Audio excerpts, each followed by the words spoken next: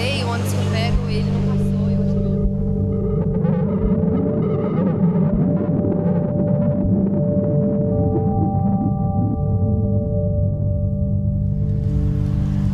Vai chegando nesse espaço, alongando.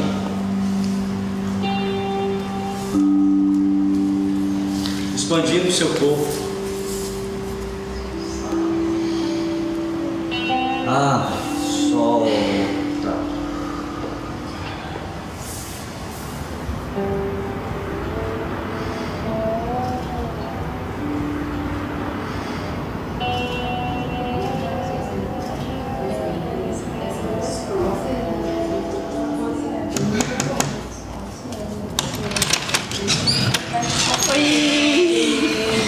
Bom, chegou. Tava com muita saudade de você. Né, gente?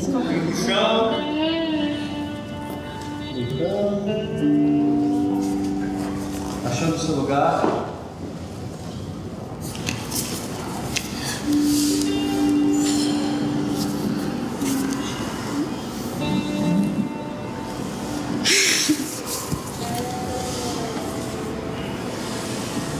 Deixe seu corpo se entregar a esse chão, a esse lugar. Reconhece esse lugar, sente essas pessoas. Reconhece essas pessoas que estão aqui.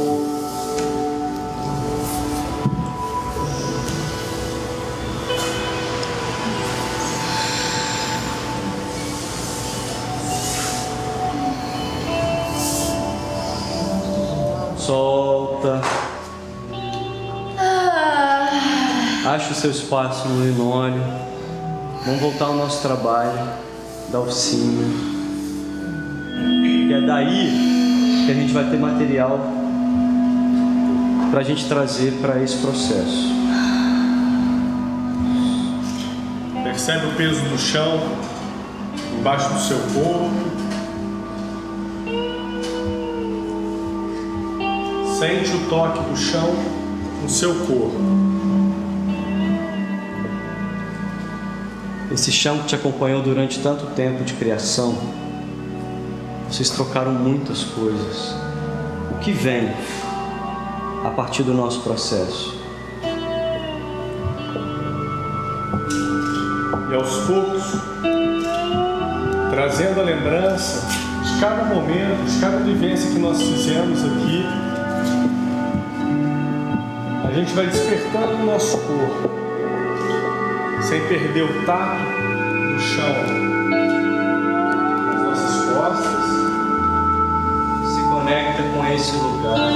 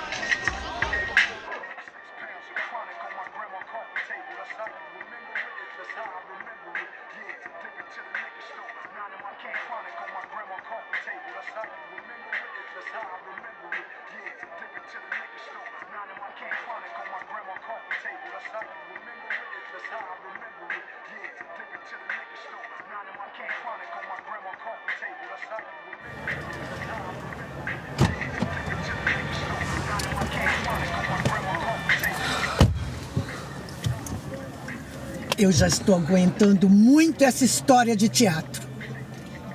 Se você pensa que você vai levar essa vida, Maria Clara, você está muito enganada.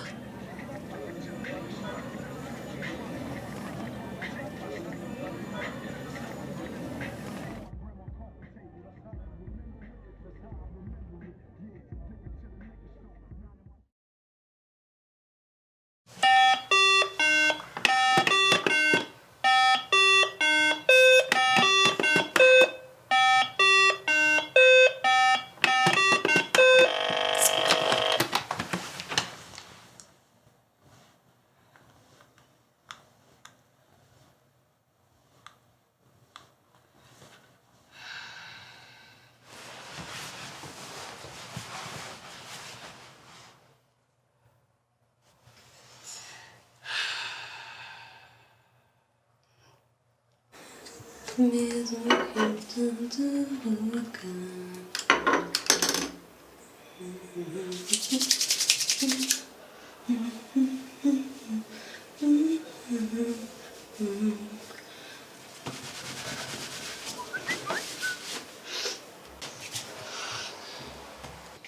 Ler mensagem.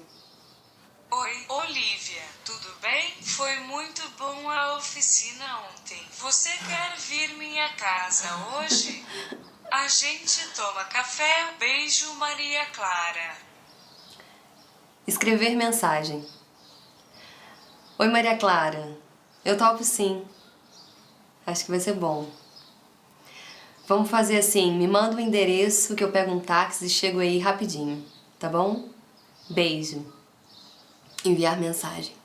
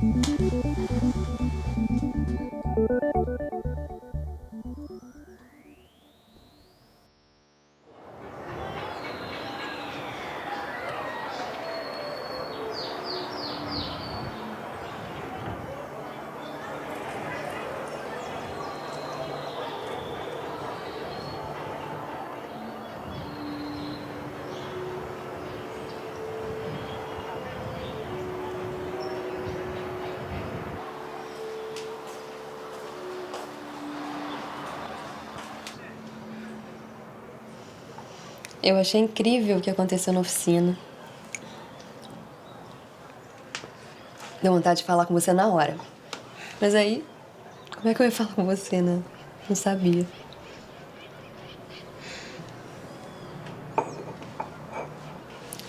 Mas foi bom.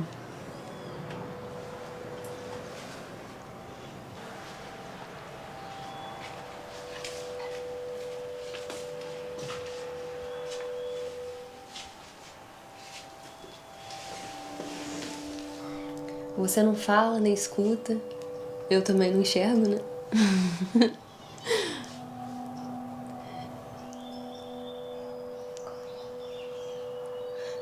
Você fala. Ai, sua voz é linda.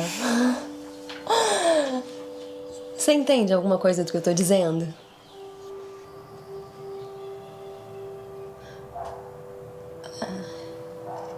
Um pouquinho? Você entende um pouquinho? Tá, então vamos lá. Me diz como é que é seu nome.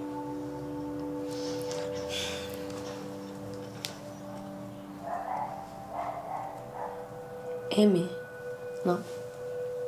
M?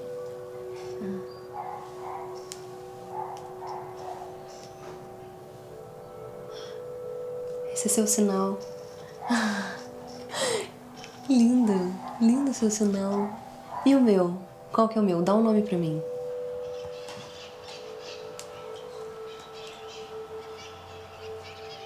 Sim? Que estranho. Tá bom, esse pode ser o meu sinal. O que é isso, gente? Uma pintinha? Um monte de pintinha. Eu tenho um monte de pintinha. Ai, já me falaram, ela é um pouco mais altinha aqui, né? Sabe? Lá na oficina eu reconheço você pelo cheiro. Só você tem esse cheiro na oficina.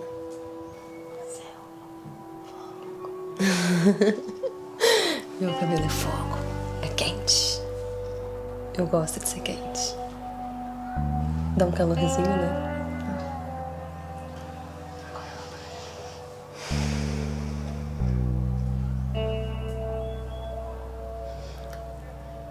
Eu soube que foi num mergulho numa piscina quando você era criança, né? Eu também não sei nadar, não. Aliás, eu odeio água, tenho pavor de água.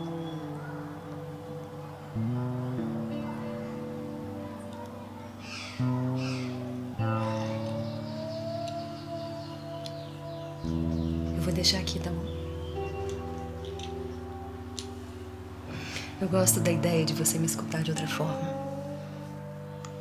Assim também como eu acho que eu posso te ver de outro jeito.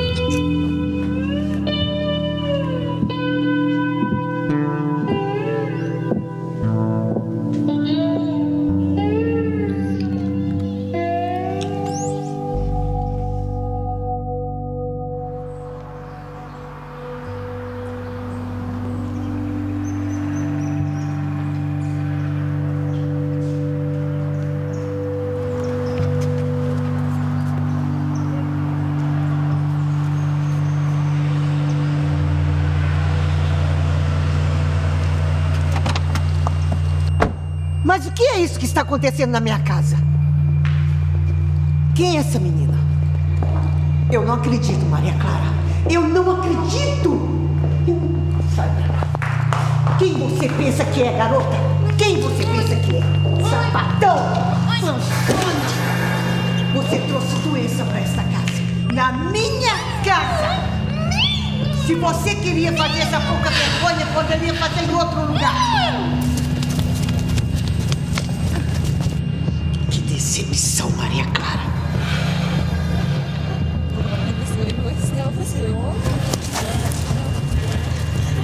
Se é essa vida que você quer levar, cuide dela.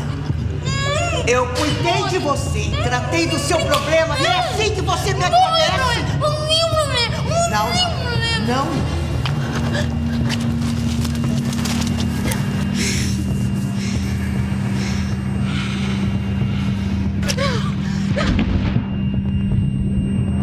Não, não, Maria Clara. Não. Minha filha, não. Não vai. Para de falar. Maria Clara, você não é sapatão.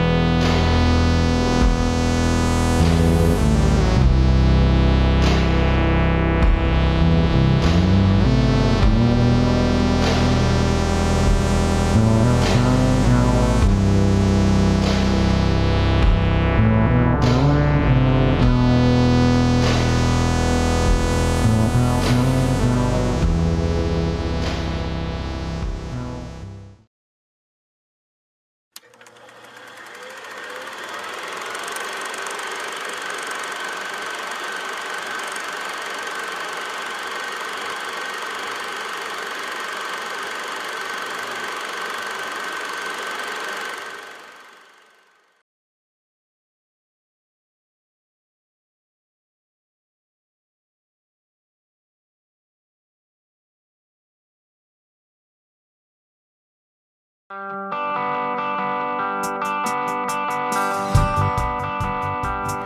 gosta de cerveja artesanal? Então me responde, o que explica esse grande número de cervejarias e de cervejeiros que tem surgido na cidade nos últimos anos? Juiz de Fora é um importante polo cervejeiro? Mas aí qual é o diferencial? Será que é a qualidade das cervejas e dos chopes produzidos aqui e premiados nacionalmente? Ou será que é o forte pioneirismo e empreendedorismo local? Talvez a proximidade com o Rio de Janeiro? Ou ainda a imigração alemã e as influências holandesas que nos deixaram relíquias centenárias? Para descobrir todas essas respostas, nós vamos percorrer as cervejarias da cidade atrás das suas histórias e das suas particularidades. E você? Vem comigo?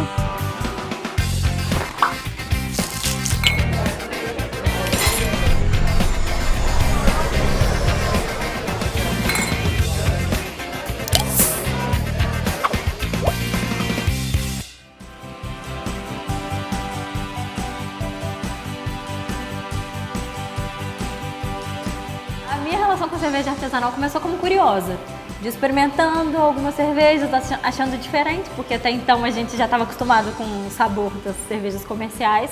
Mas aí eu fui fazer um curso em Londres e descobri que lá existiam 4.500 pubs, escola inglesa de cervejas. Eu sou jornalista e criei lá o 80 Dias 80 Pubs, que era um blog onde todo dia eu ia experimentar uma cerveja diferente, conhecer um pub diferente. Então o meu conhecimento sobre cerveja aumentou, eu fiquei encantada com a matéria cerveja. Quando eu voltei para Juiz de Fora nesse mesmo ano, 2013, reuni com outros 2 amigos e foi um momento em que a gente pensou e ficou intrigado assim, por que Juiz de Fora tinha tanta cervejaria naquele momento que ainda as outras cidades do Brasil estavam caminhando na cerveja. O número de cervejarias estava crescendo, né? Era muito comum você conhecer alguém que estava abrindo uma cervejaria ou alguém que tinha ido numa cervejaria que era muito interessante. O que Juiz de Fora tinha de diferente quando o assunto era cerveja? Por que Juiz de Fora? Isso se transformou no objeto do documentário, né? Assim, no intuito da pesquisa. A primeira coisa que a gente buscou entender é a questão histórica. Até que ponto a imigração alemã, né, germânica, os holandeses que vieram, até que ponto isso influenciava na nossa produção cervejeira de agora? A gente foi até o Roberto Dille, que é o historiador que mais entende da imigração germânica na cidade, e a partir daí a gente buscou essas informações. 1858, chegaram aqui os primeiros germânicos na cidade. Por que eles vieram para Juiz de Fora? Na verdade, eles são contratados por Mariano Procópio, que era um empresário, com uma finalidade, que era constituir uma colônia agrícola alemã em Juiz de Fora. Normalmente se fala em imigração alemã, mas 25% desses imigrantes alemães, eles vieram da Áustria, especificamente do Tirol. Quantos germânicos vieram para cá? O número exato mesmo, porque nós temos condição de falar isso, foram 1.193 imigrantes, entre homens, mulheres e crianças, porque, na verdade, vinham famílias, vinham homens solteiros.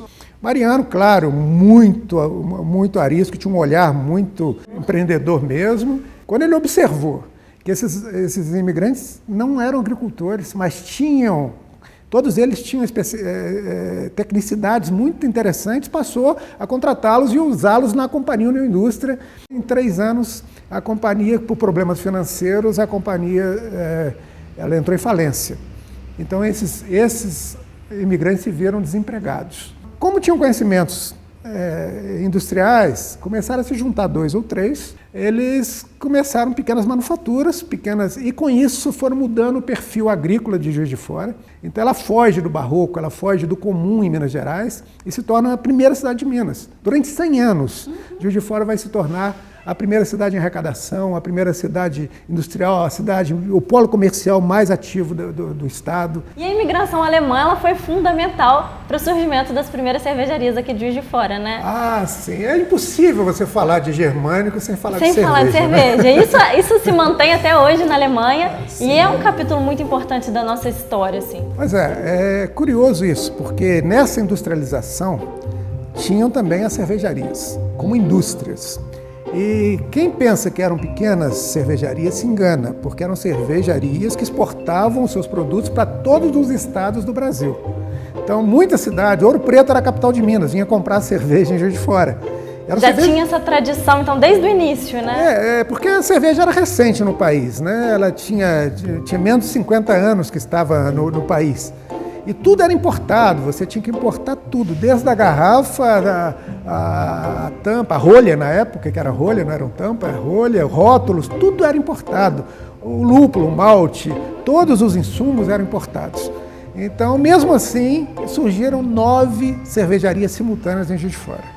Isso é muito curioso, porque cada uma tem uma história maravilhosa.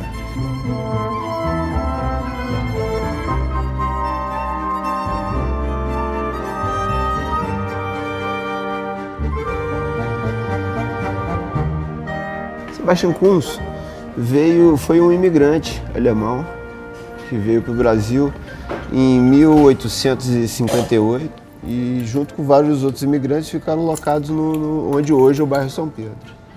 E meu tataravô, por sinal. As garrafas eram arrolhadas com rolha de cortiça e amarradinhas com barbante para que não estourasse com a fermentação. E a cerveja, no seu caso, é uma história incrível, com um passado incrível que mostra que a cerveja é muito história. Na época a cervejaria não era visto como uma indústria. A cervejaria era aqui, onde hoje funciona o restaurante. E assim como eu tento resgatar, era um ponto de encontro de todos os outros colonos. E você é um dos 80 mil descendentes dos povos germânicos aqui da cidade. Onde a gente está hoje, a Cervejaria Barbante, fica no bairro São Pedro, que foi uma importante colônia alemã também. Sim. Ter esse resgate germânico, isso é um dos objetivos da Barbante? É um dos seus objetivos? Sim, sempre foi. A ideia da cervejaria surgiu na minha vida. Eu nunca imaginei ter um restaurante, nem ser dono de bar. Isso nunca passou pela minha cabeça. A cerveja foi surgindo muito espontaneamente na minha vida.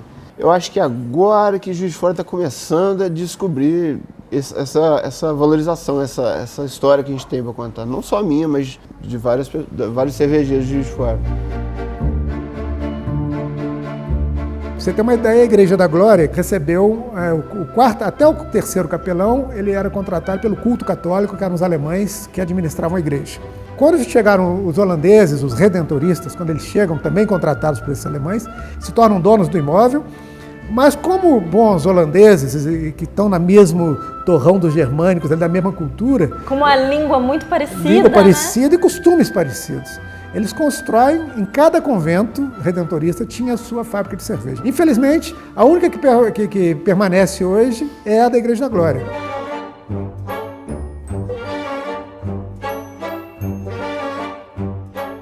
Gente, eu tô falando bem baixinho agora, porque a gente está exatamente dentro da igreja.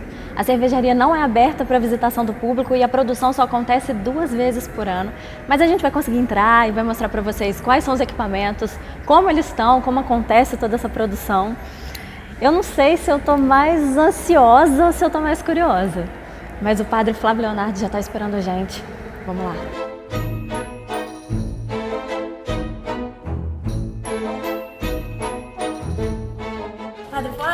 Olá, boa tarde.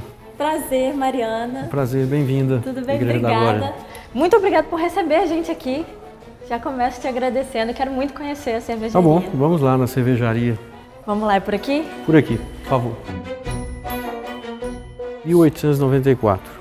Se você somar as letras vermelhas, que são algarismos romanos, você tem o ano de fundação do edifício. Essa é a pedra fundamental. O ano de fundação da igreja, que também foi o ano de fundação da cervejaria. Também. Então a igreja já veio com a cervejaria?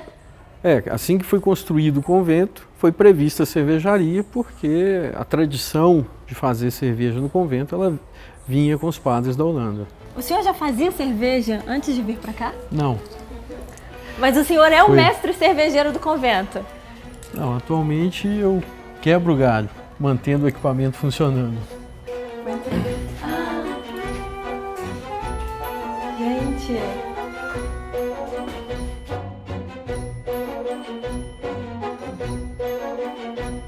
O equipamento é todo trazido da Holanda, é original, ferro, cobre.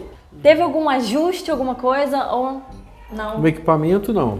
Essa produção que começou em 1894 até 1994. 100 anos. 100 anos de produção ininterrupta de cerveja. 100 anos. E por que parou em 94? A tradição veio por causa dos holandeses. Em 94, aqui no Convento da Glória, só havia um holandês. Não tínhamos mais alguém que segurasse a tradição. Em 2009, quando eu voltei, o equipamento estava trancado aqui, perfeito. Pensei em resgatar essa tradição. Fazer a cerveja é manter viva uma parte da nossa história. É a única cervejaria dentro de uma igreja em atividade fora da Europa. Com um equipamento antigo como esse. Foi uma grande satisfação ter conhecido o Padre Flávio, que tomou a iniciativa de reformar a cervejaria que ficou parada no hiato de 15 anos. Nós fizemos uma abraçagem coletiva. Foi algo muito interessante de tentar entender esse equipamento, tentar fazer funcionar com eficiência e ter uma boa cerveja. Estivemos lá na primeira abraçagem com o Padre Flávio, estava eu, Mário Ângelo, Christian, Arthur. Fizemos a primeira leva de cerveja junto com o Padre Flávio na ressurreição da cerveja da Glória lá. E fomos mais honrados ainda em poder participar de fabricação junto com o Padre Flávio, interferindo e criando receitas novas para que ele pudesse executar lá naquela planta e que tivesse até alguma identidade um pouco mais intrínseca ali ao conjunto arquitetônico do convento. A receita original ela era um pouco mais pesada, mas ela era muito interessante e gostosa para nós, porque era a cerveja do convento. A gente sabia que era uma coisa nossa, era o irmão Geraldo que fazia, então ela tinha um gosto para além da cerveja. Junto com a cerveja era a história, a tradição, quantos padres e irmãos que cultivaram essa cervejaria aqui, né, ao longo de 100 anos. Entre tantas essas garrafas, descobrimos alguns exemplares do chopinho do José Vaz. E parece que o José Vaz teve uma história engraçada, né? Não sei se engraçado é o termo certo, mas aqui com relação à cervejaria da Igreja da Glória. O José Vaz, alegando uma concorrência, denunciou os padres da Igreja da Glória de terem uma cervejaria na Câmara Municipal de Juiz de Fora. E foi aberto um processo que não perturbou os padres, porque a cerveja nunca foi comercializada, né? Era uma produção interna para consumo próprio. Mas o cervejeiro José Vaz, ele se sentiu ameaçado pela cerveja. Aqui essa é uma Hofbauer. Tem até um slogan, a cerveja do convento. Quem consome hoje a cerveja que é feita aqui na Igreja da Glória? A nossa comunidade redentorista, nós somos um grupo com várias casas, né? Não só em Juiz de Fora, mas Belo Horizonte, Curvelo, Rio de Janeiro. E também muitos amigos que pedem, querem experimentar. Tem gente que manda e-mail para a Igreja da Glória, telefona, manda carta, pede por intermédio de algum padre. Então tem várias formas que o pessoal pede e às vezes, quando tem, é possível oferecer. Então há uma distribuição também da cerveja. Essa vocação juiz-forana para a cerveja vem talvez do encontro das culturas, né? As colônias alemãs de Juiz de Fora, Mariano Procópio, São Pedro, Borboleta. Também aqui a colaboração da cultura holandesa do convento, povos cervejeiros. Então essa cultura deixou a sua marca, né? Em determinado período da nossa história, e isso nós estamos falando de 1800 e até a virada do século XIX para o século XX, fazer cerveja aqui na cidade era uma coisa muito normal, muito tranquila, natural. E que isso não era assim no resto do Brasil. E eu acho que isso ficou aqui, de alguma forma, na nossa herança cultural. Porque hoje nós temos quase uma centena de cervejeiros artesanais caseiros e cervejeiros profissionais aqui na região. E a gente teve, na cidade, até 1994, a produção ainda na Igreja da Glória. Sim. Depois disso, teve um vazio de 11 anos, que foi quando você começou a sua produção em 2005. Exatamente. Você foi o primeiro, então, dessa nova geração de cervejaria, né? É legal isso daí, né? A gente ter o pioneiro, né? A gente startou um movimento e agora todos estão acompanhando, né? E é muito bacana a gente saber que a gente incentivou, né, esse novo movimento cervejeiro aí. Por que você decidiu fazer cerveja há 11 anos atrás, Sim. na cidade, quando não tinha outras cervejarias? Foi um negócio legal porque quando a gente começou a fazer cerveja, a indústria oferecia umas cervejas especiais e logo em seguida eles pararam de oferecer. E a gente sentiu carência desse produto. Aí, como a família já faz cachaça desde 1882 e está no sangue, no DNA, né? Eu falei, eu vou fazer cerveja. Em 2006, eu estudei muito sobre o assunto e decidi que valia a pena arriscar e tentar fazer alguma coisa diferente. Ainda sem a pretensão de ter esse produto no mercado. Partiu primeiro do conhecimento de estilos diferentes, de cervejas novas, e também da possibilidade de fabricar com alto padrão de qualidade em pequena escala. Eu comecei a me informar onde eu ia aprender a fazer cerveja. Encontrei o Norberto Herrero, que é uma pessoa que ensinou a gente os primeiros passos. E daí nós começamos a fazer e fomos progredindo. No início foi uma rejeição muito grande, o pessoal não tinha, assim, as pessoas e os clientes não conheciam o produto, né? O primeiro conflito surge da grande massa das pessoas terem como conceito só um tipo, que é a cerveja popular. Então, quando a gente começa a produzir cervejas, o nosso foco está na diversidade de estilos, que são mais de 120 estilos. Nós hoje temos cervejas especiais como se tem na Europa, né? E oferecemos produtos muito diferentes do que era oferecido antigamente. Mas as pessoas assustavam muito com a ideia de que alguém estava fabricando cerveja. Isso ainda não era quase nada difundido na cidade, né? Não. E era interessante porque se você dissesse para alguém que tinha feito um carro, as pessoas não estranhavam muito, que já tinham ouvido falar, mas quando você falava em cerveja, as pessoas faziam uma cara de susto. Foram tantos anos, ou décadas até, sem que essa atividade estivesse no seio da sociedade, que criou-se uma geração que nunca tinha ouvido falar disso. Se você nunca bebeu cerveja artesanal na sua vida, você não pode falar que já bebeu cerveja. O dia que você bebeu uma cerveja artesanal puro malte de verdade, você fala, não, eu realmente bebi cerveja. E essa experiência é única. Uma cerveja como a Doppelbock, que é extremamente complexa, provocante, intensa, tanto no sabor quanto no aroma, é uma cerveja que as pessoas têm dificuldade até de reconhecer como uma cerveja. E com isso a gente conseguiu construir na cidade esse movimento e essa turma toda que está produzindo cerveja, melhorou a qualidade da bebida, melhorou a satisfação de quem consome, colocou mais empregos, né, e conseguimos trazer uma história nova para a nossa cidade. Então em 2005 a aceitação não era perto do que é hoje? De jeito nenhum. Era forçado. Hoje é espontânea, é procurada. Inverteu. O boom da cerveja especial não é uma coisa só de Juiz de Fora, é mundial. Juiz de Fora começou há muitos anos atrás já esse renascimento da cerveja. Em Juiz de Fora já se bebia cerveja especial, cerveja artesanal, cerveja feita em casa.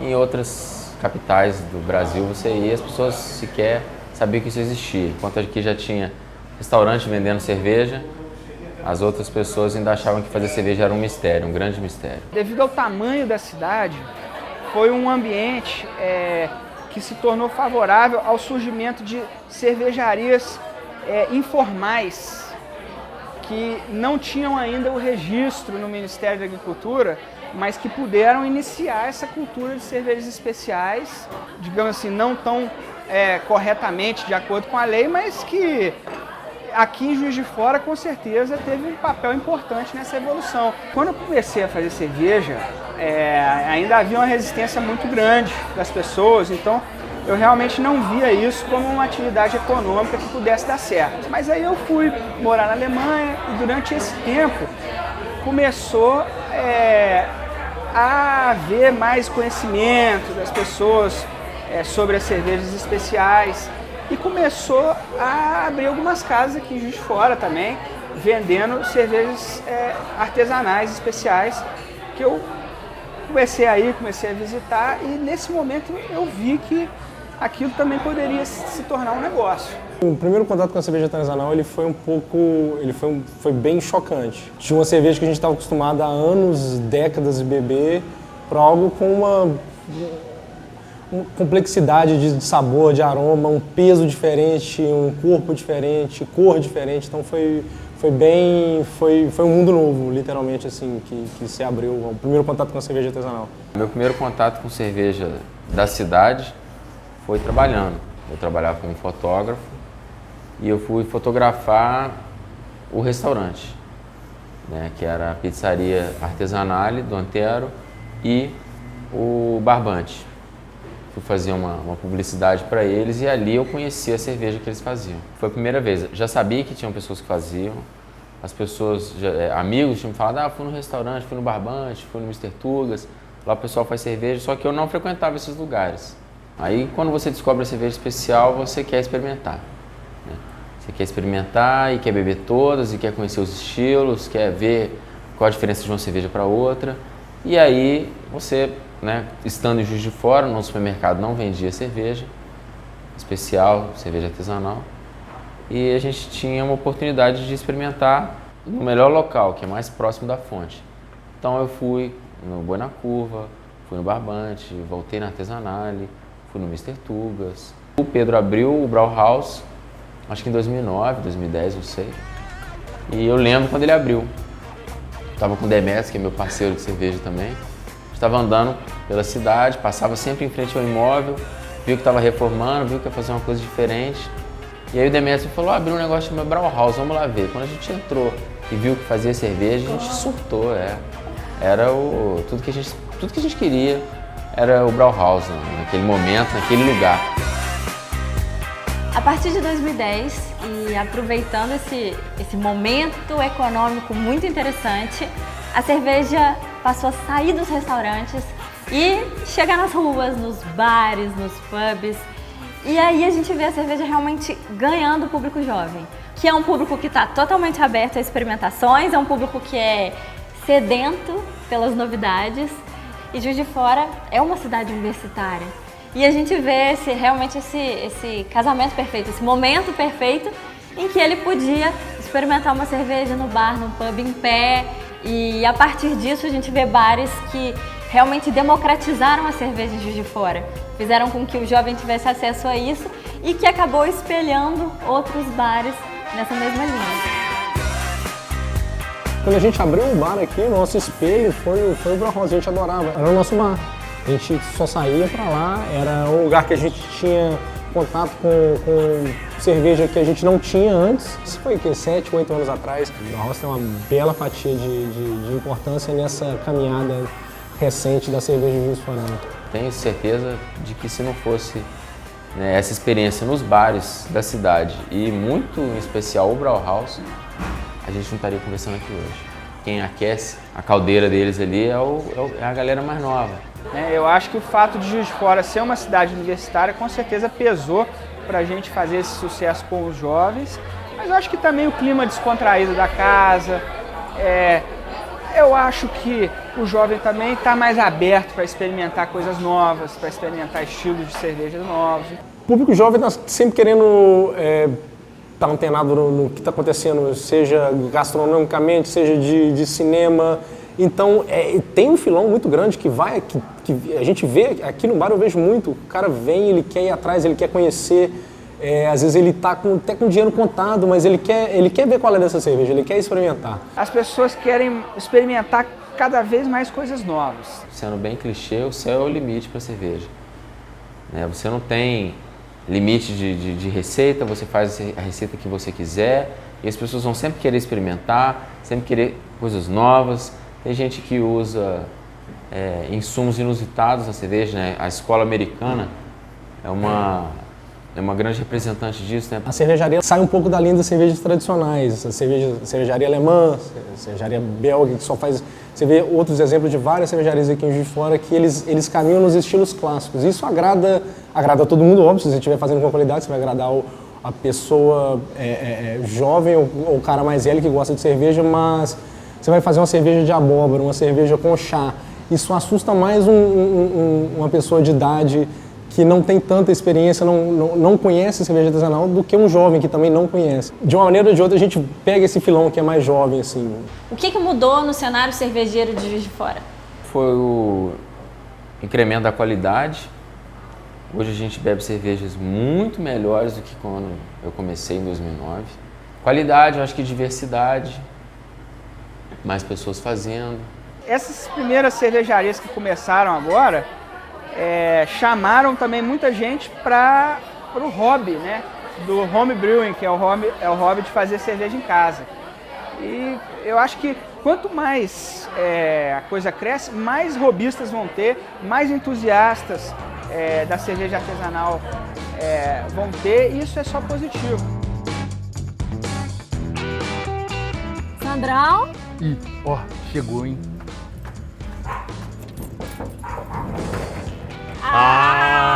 Bem-vinda! Vamos entrando. Obrigada! Vamos entrando. Gente, que recepção é essa já? Já tô tomando. É assim? Toma um gole? Vamos tomar? É? Com Ué. certeza. E Nunca vamos fazer? nego, claro. Porque olha só, você já tá atrasada, já comecei a produzir, já tô aqui, ó, há tempos. É minha mentira. Vamos entrando. É Vamos nossa. embora. Vambora. Valeu.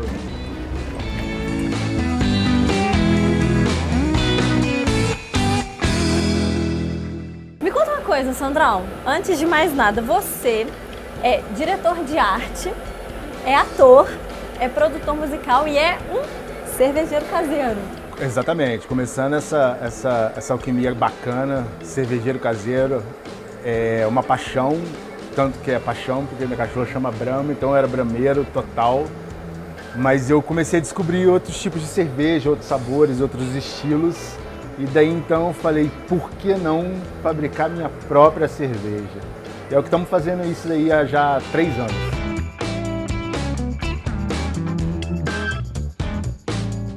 Você chegou a fazer algum curso de cerveja ou você aprendeu bebendo, frequentando os bares de Juiz de Fora, com cervejeiros caseiros? A onda começou assim, com amigos que já frequentava barzinhos que ofereciam cerveja artesanal, uma cerveja diferenciada, uma cerveja especial, gourmet. E a partir daí a galera começou a se juntar, falou assim, vamos produzir, e acabou acontecendo, vamos produzir.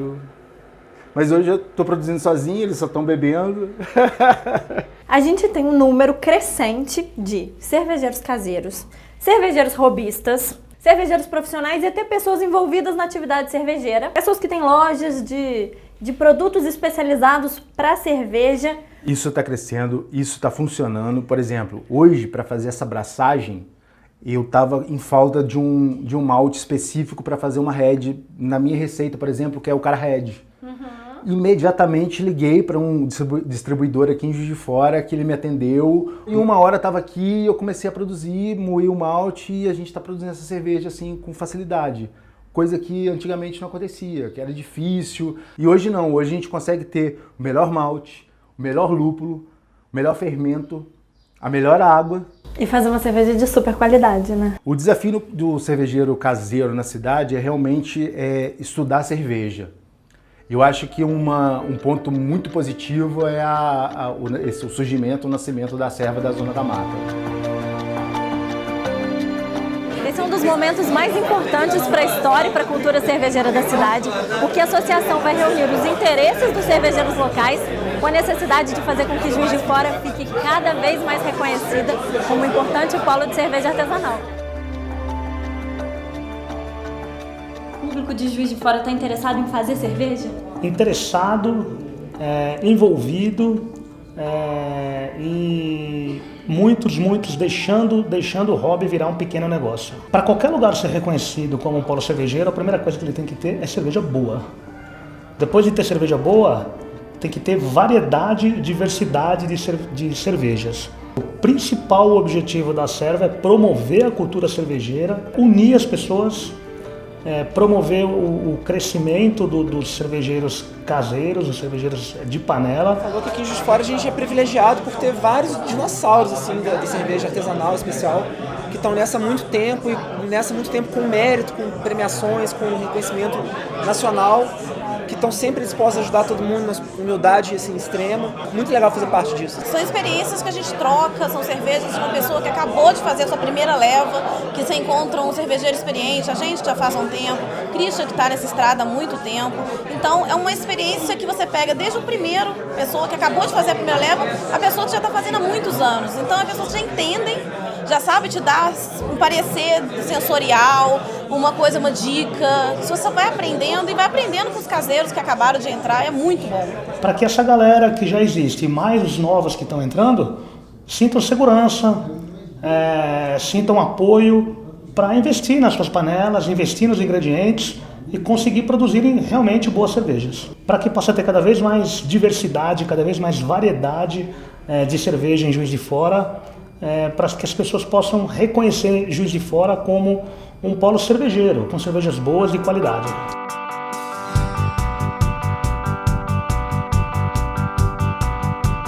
Há pouco mais de um ano foi formalizada a Associação dos Cervejeiros da Zona da Mata, que até então era chamada de Acerva da Zona. E naquele momento que os cervejeiros mais pediam era realmente um lugar para falar de cerveja, para aprender mais sobre cerveja na cidade. E eis que um ano depois surge a primeira escola de cerveja da Zona da Mata, a Cervejaria Escola Mirante, para realmente, talvez, suprir todas essas necessidades que eram faladas há um ano atrás.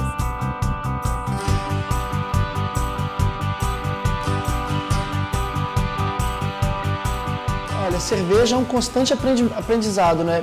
Tanto quanto você buscando aprendizado, quanto vivenciando a produção da cerveja. E não para, porque o mercado continua, a tecnologia avança o tempo todo, novos métodos de produção. O curso que eu estou fazendo agora de sommelier é muito importante para quem faz cerveja, para poder conhecer o produto que está fazendo, conhecer outros produtos, histórias dos produtos. Isso leva a gente cada vez para um nível maior assim, de cerveja. E aqui é interessante porque vai rolar vários outros tipos de curso, tanto para o pessoal que é caseiro, quanto para o pessoal que já trabalha e quer aprimorar o conhecimento. Vai pegar uma galera boa, vai educar muita gente na área de cerveja. Isso é muito legal. A cidade do tamanho que a gente tem, com a quantidade de cervejaria boa que a gente tem, estava precisando de uma escola. Então, a cervejaria ela saiu da ideia de ter uma fábrica de cerveja e foi criando braços, e esses braços viraram uma escola cervejeira, um laboratório para análise de cerveja, para avaliação, e um bar e restaurante. E a escola, ela teve um peso muito forte no nome que a gente não esperava. Então tem procura diária de cursos aqui dentro, e o curso de Bia Sommelier pela ABS já está acontecendo, já tem um mês mais ou menos, e tem mais um monte aí por vir. A escola cervejeira que a gente tem notícia mais próxima daqui é em torno de 150 quilômetros. Então a gente pega toda a região da Zona da Mata, um pouquinho do interior do Rio.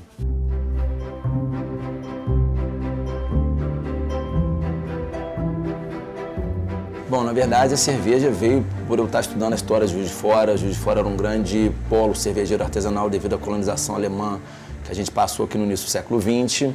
O mercado de cerveja artesanal está muito aquecido, e o que nós estamos passando hoje no Brasil é o que os Estados Unidos passaram há 20 anos atrás. Então acaba mais sendo uma tendência mercadológica, as pessoas buscando beber melhor, beber menos. Nem imaginava, cara, assim, o crescimento que a cerveja tomou em Juiz de Fora, no Brasil. Eu fiz um curso de cerveja artesanal, comprei as panelinhas, 70 litros, comecei a fazer em cima da mesa da sala, meu malte na mão, minha esposa me ajudava, meu pai, minha mãe, meu irmão. E fiz o dia do não Ambev aqui dentro, tirei as cervejas industriais e coloquei só a minha. Foram 5 estilos de cerveja, fazendo harmonização com pizza e tudo. E eu precisava de um produto exclusivo, um produto que agregasse valor para a pizzaria. E eu enxerguei na cerveja um plus para o meu restaurante, né, para a pizzaria. Foi o divisor de águas aqui da Mr. Togas, foi o pós-lançamento. Na verdade, no começo, né, a gente pensou para Antuérpia algo como um diferencial para as churrasqueiras. Estava começando um movimento de cerveja artesanal, principalmente no Rio de Janeiro, onde a gente tinha várias casas produzindo cerveja, fazendo a sua própria cerveja. A gente achou que fosse um diferencial bacana, que seria um diferencial bacana, trazer para Juiz de Fora essa pegada de fazer a sua própria cerveja, uma cerveja com mais sabor, uma cerveja melhor elaborada. Daí a gente investiu na fábrica. Durante os 2 primeiros anos, todo mês a cervejaria dava prejuízo. Depois, mais 2 anos, ela ali dava um mesinho de prejuízo, um mês de lucro. Ela só foi se tornar economicamente viável 5 anos depois da construção. Quando eu coloquei a cerveja, eu era o único pizzaiolo, minha esposa garçonete, minha mãe que era copeira e meu pai era motoboy. Depois da cerveja, começamos a contratar ajudante pizzaiolo, garçom, ajudante para minha mãe na cozinha, né? Aí eu pude projetar minha primeira expansão, comprei meu carro que eu não tinha, né? E tudo mudou. Porque a Mr. Tugas nunca mais foi a mesma depois do lançamento. A cerveja artesanal ela é um produto diferenciado, com insumos de qualidade. A gente não usa cereais não maltados, o que encarece o produto. Então, querendo ou não, já é uma coisa que vem junto com status, sabores diferentes, é toda uma cultura que, quanto maior o poder aquisitivo das cidades, maior é o crescimento desse mercado. Cada dia que passa é uma cervejaria, o homebrew que começou a fazer também, já está querendo montar a micro dele. Se ele não tem investimento antes de fazer micro, ele está procurando se formalizar perante o Ministério da Agricultura para fazer cigano. Né? Hoje, a cervejaria cigano é uma coisa bem rentável. As pequenas cervejarias, elas atendiam especificamente a demanda do bar. E, de uma forma muito acelerada, elas passaram a ganhar mercado, a ganhar público e a expandir. Inclusive também com a abertura para a produção de ciganos. A gente pode falar que temos indústrias cervejeiras em Juiz de Fora. Se a gente pega o exemplo de 2 especificamente, que são grandes cervejarias hoje em dia, que têm visões de mercado diferentes, mas que fazem com que Juiz de Fora vá se reforçando como realmente uma cidade cervejeira com um mercado cervejeiro muito aquecido também. O que é um cervejeiro cigano? Cervejeiro cigano é a pessoa que não tem fábrica, ela começa com a brincadeira em casa e fazendo cerveja nos equipamentos caseiros e ela resolve, por influência de amigos ou por qualquer outro aspecto, entrar no mercado. E para ela entrar no mercado, ela precisa ter toda uma regulamentação do Ministério da Agricultura. A gente compra todos os insumos, mais baratos do que ele, pelo volume, e entrega para ele um produto pronto, com condições dele brigar no mercado, com preço acessível, para ele poder brigar no mercado com relação às outras cervejarias. De 2 anos, quando a gente começou a conversar sobre cerveja, eu sinto uma evolução muito grande, não só em mim, mas em todas as outras cervejarias, no mercado, no consumidor. Então, assim, evoluímos junto com a tendência, né? Então, assim, acho que concorrência gera qualidade e crise gera crescimento. Então, assim, acho que não pode parar de estudar, não pode parar de querer inovar, não pode ficar nunca na zona de conforto. Nós hoje ocupamos 1% do mercado de cerveja, então a gente tem muito para crescer. Qualquer pessoa que for mexer com cervejaria é bem-vindo. Eu acho que os próprios cervejeiros todos têm essa cultura de cooperativismo, um ajuda o outro, um empresta malte para o outro. A gente quer que quanto mais gente comece a produzir, melhor para o mercado. Eu não ia conseguir fomentar essa cidade inteira, então assim, eu coloquei como missão resgatar a cultura cervejeira artesanal para a minha cidade, né? Dar curso, incentivar outros donos de restaurantes a produzir sua própria cerveja. Hoje já são 18 em Juiz de Fora. O bom relacionamento que a gente passa, os eventos que a gente participa, as reuniões que a gente encontra, né? Então a gente passa por um momento muito bom. Então acho que foi a soma disso tudo. Eu fazendo, o Barbante fazendo, o Antwerp fazendo, o Grisas fazendo, o Arthur fazendo, o Timbu fazendo, aí veio a Escola do Mirante. Então isso foi somando, foi agregando, é igual um cabo de guerra, puxando com força e ponto para Juiz de Fora. O que a gente precisa é que a prefeitura, junto com as grandes mídias, os grandes empresários, façam realmente que possa entrar no calendário um grande evento para a gente fomentar o turismo, aumentar nossa rede hoteleira, movimentar bem os bares e restaurantes de Fora. Então, isso uma hora vai chegar, igual tem o evento de Blumenau, né, o Oktober, igual tem o Mundial de la Bière no Rio de Janeiro, que é em outubro, já entrou pro calendário e bomba, movimenta a cidade, né? Então, assim, é isso que a gente precisa. Juiz de Fora foi escolhido para brilhar no mercado cervejeiro. Foram 4 anos de pesquisa, foram 2 anos em que a gente pôde estar dentro das cervejarias e buscando entender e responder aquelas perguntas, né? O que Juiz de Fora tem de diferente quando a gente fala de cerveja?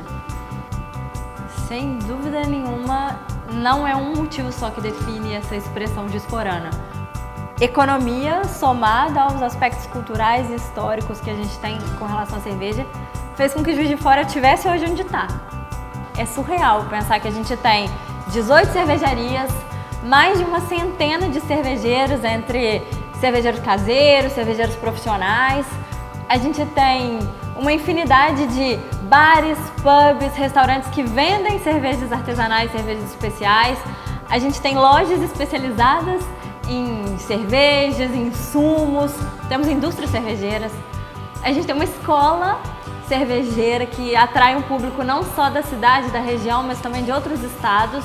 A gente pôde comprovar que Juiz de Fora é um polo cervejeiro. Juiz de Fora tem uma importância cervejeira. O fator histórico pesa muito, né? A gente tem a primeira cervejaria de Minas Gerais.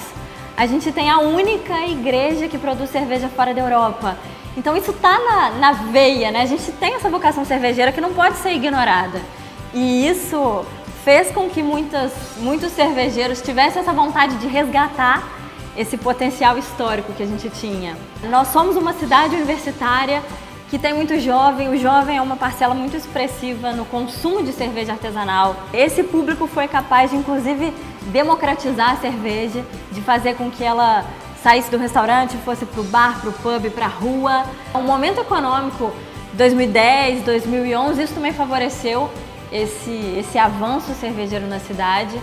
Então, a gente consegue perceber que esses fatores, história, economia, cultura, o público, tudo isso fez com que Juiz de Fora tivesse esse sucesso cervejeiro. Claro que a gente não está falando que esse momento cervejeiro é só em Juiz de Fora, não. É uma coisa que acontece no mundo inteiro, mas Juiz de Fora não tem só o reflexo disso. A gente pode ver uma cidade de médio porte que tem 18 cervejarias, sendo que no Brasil a gente tem 600, isso é muito representativo. Se Juiz de Fora já foi um polo têxtil antes, se a gente tinha uma identidade, algo que realmente representasse Juiz de Fora, fica cada vez mais óbvia que essa identidade é a cerveja.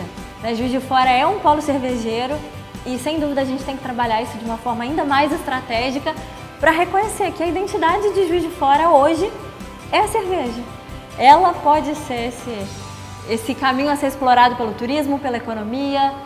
Então, que a nossa população entenda que a cerveja faz parte da identidade diasporana. Que a cerveja não é só cerveja, a cerveja vai muito além da cerveja. E ela realmente representa o que a cidade é, o que a cidade foi e o que a cidade ainda vai ser.